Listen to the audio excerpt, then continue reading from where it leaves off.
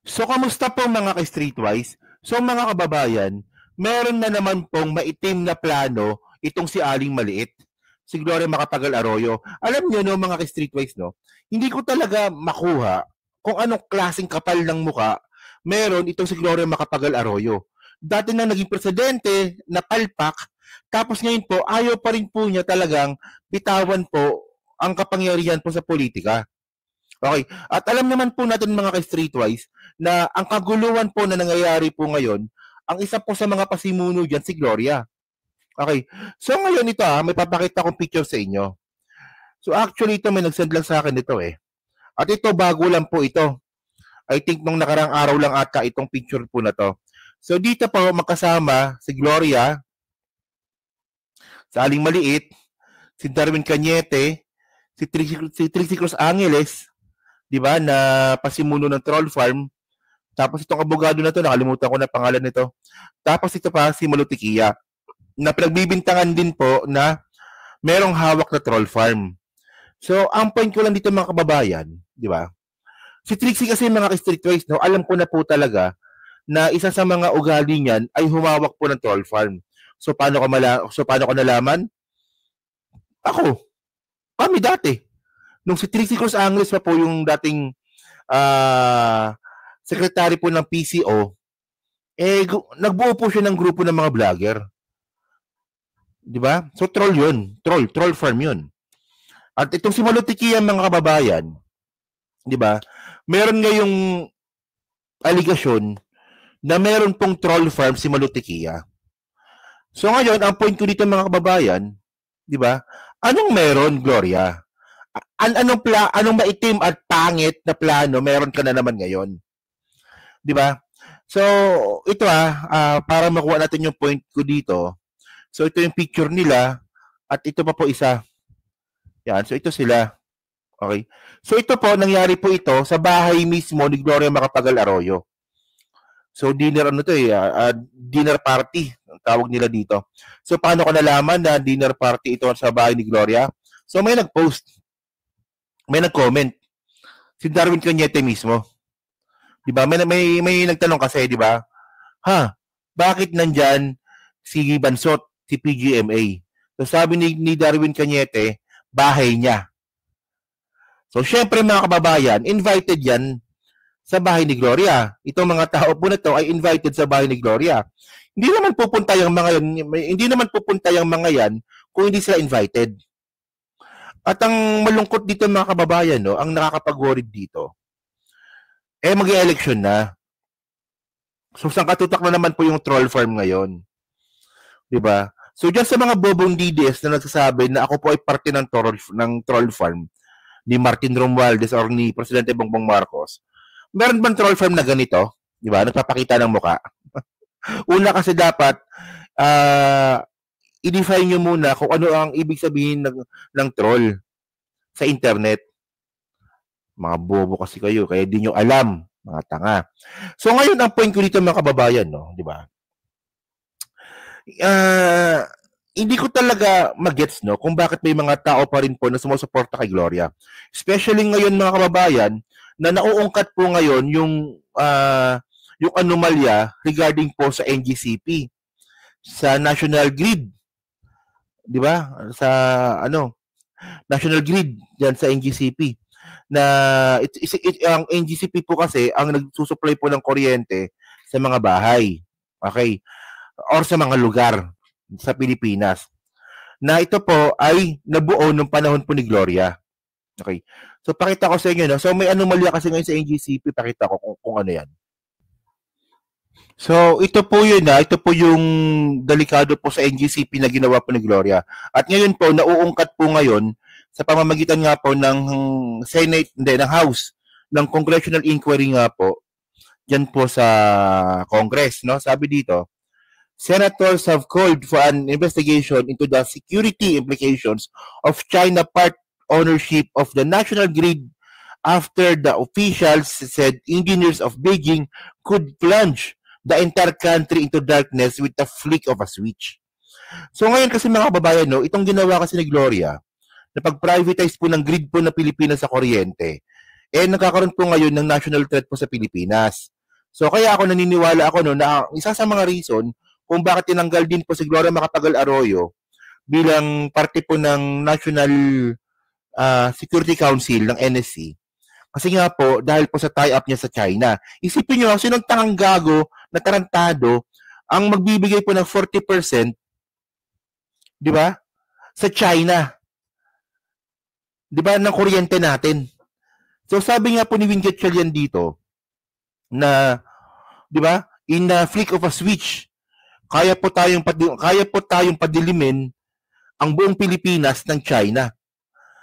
Kasi nga po, itong 40% nga po ng pagmamayari nga po ng NGCP ay China company at ang nagmamayari din po ng China company po na yan is CCP, China Communist Party. Oh. So para mas maganda mga ka-streetwise, no? Ito, pakita ko sa inyo to. So, yung history ng NGCP mga kababayan. So, ito 2001, kakaupo lang ni Gloria nito. Diba? In 2001, the Philippine government enacted the Electric Power Industry Reform Act, diba? IPIRA Law. Ito yung IPIRA Law ni Gloria, no? O Republic Act 91336. IPIRA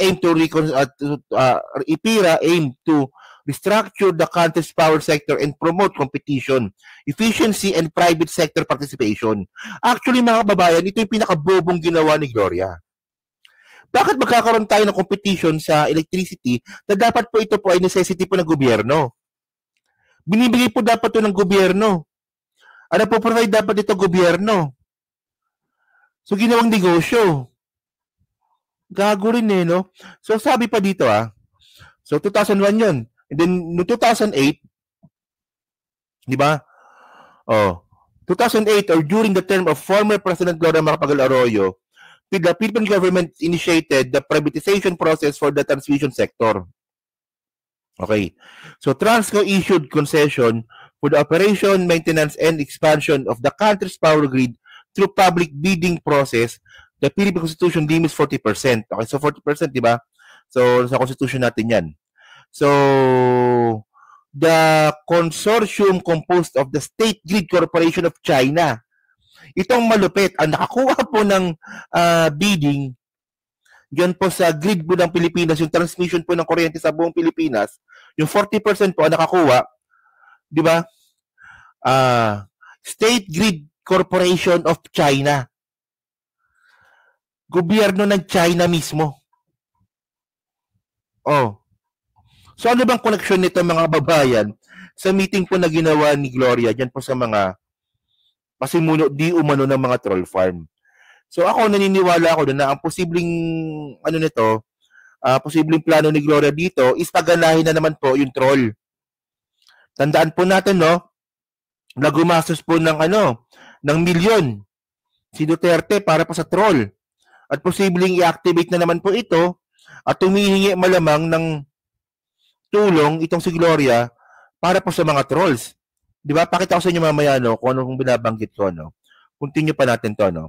So, isa ito sa mga palpak ni Gloria na posibleng, di ba, na posibleng itago or i-mislead ng mga trolls. So, yung isa pa dito, yung JMSU. Di ba? Supreme Court affirms unconstitutionally of JMSU among Philippine, Vietnamese, and Chinese firms. Isa rin ito sa mga katangahan ni Gloria. So, nangyari ito noong July 5, 2023. So hindi po nakakaalam yung JMSU na yun mga ka-streetwise, ayan po ang partnership po ng Pilipinas sa China at saka sa Vietnam para po i-surveillance at hanapan po ng mga yaman yung West Philippine Sea.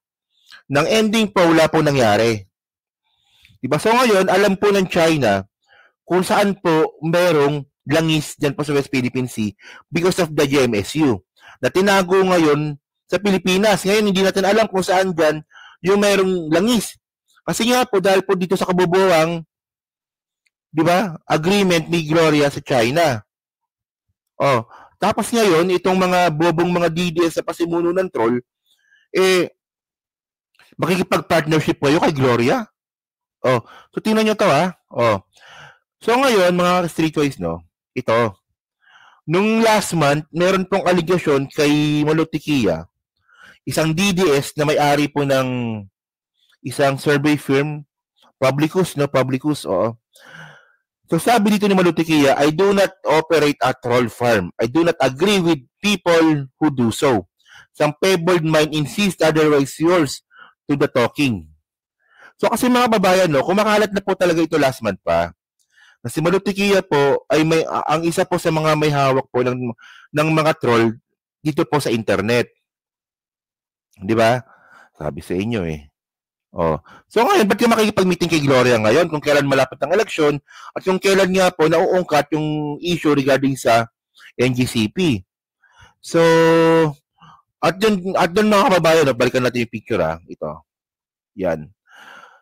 Bukod nga po dito mga kababayan kay Gloria, kay Gloria, kay Malotikia, ito pa isa pang malupit, si Bunganga, si Trixie. Diba? Alam naman po natin mga kababayan na si Trixie po, pasimuno po ng troll. Tulad nga po na sinabi ko kanina, may experience po ako kay Trixie. Na siya po talaga ang isa sa mga pasimuno ng trolls sa internet. Kasi nga po, nung si Trixie nga po yung dating PCO secretary, pinabuo po ng grupo yung mga vlogger para po sa troll. So ngayon, syempre, ang point dito mga kababayan, merong kasama na allegedly na pasimuno ng troll itong si Gloria. Si Daron Cañete, ano naman yan, tahimik lang naman yan eh. Hindi masyadong bumabanat yan. So itong pag-uusapan ngayon natin.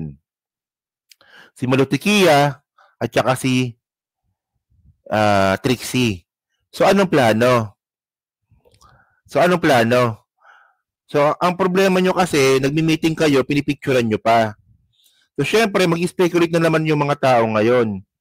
Kung anong meron, dyan po, sa meeting po na yan, with trolls. Okay na. So, actually, no, ang dami palpak ni Gloria. Malamang yung narrative niya sa NGCP na sobrang kapalpakan. Tapos yung sa JMSU. Tapos yung isa sa pinakamalupit. Ito, ilang beses ko lang na-content ito, di ba? Yung plano nga po ni Gloria, napalitan po si Martin Romualdez bilang House Speaker na hindi po natuloy. So ito sinasabi ko nga kanina, nagkagulo-gulo po lahat ang politika sa Pilipinas. Kung dati magulo na, mas magulo pa ngayon dahil po dito po kay Gloria. Isipin niya, noong 2023, plano niya na tanggalin si Martin Romualdez para maging House Speaker at ang ipapalit siya mismo. Nakinampihan pa ni Sara Duterte. Malamang na-content ko na yan. May mga reference po tayo pinakita, no? So, ayun ang point dito. So, ngayon, dahil po sa nagkanda, hitot-hitot na nga po itong mga pinagagawa ni Gloria, so, bigla siya nakipag-meeting po dito sa mga pasimuno po ng trolls, allegedly. Di ba? Ang point kasi dito, no, bakit hindi ka pa kasi mamahinga? 77 years old ka na, magpahinga ka na. Ano pang plano mo? Gusto mo pang maging presidente ulit? Gusto mo pang maging House Speaker? Buti sana kung kagandahan yung ginawa mo sa Pilipinas, naging bulok po ang Pilipinas, isa sa mga reason, si Gloria. Di ba? At least you get the point. Oh. So yun mga ka-street race na dyan po sa Team Replay, ano nga po masabi nyo nga po dito, sa pagkikita nga po ni Malotikia, ni Gloria Macapagal Arroyo, at saka ni Bunganga, di ba? Ni Trixie. So kayo ba, naniniwala ba kayo na meron na namang may itim na plano itong si Gloria? Di ba? So yun, kung ano mang plano yan, so pa-comment na po sa baba at binabasa ko pong lahat yan. At syempre, yan din po sa Team Replay. At syempre, yan din po sa Team Replay, pa-like, pa-subscribe, at kung di naman kalabisan, pa-share na rin po ng video po na to. So kung sa muli po, kita na lang ulit tayo sa susunod nating content. So thank you, salamat, and bye-bye.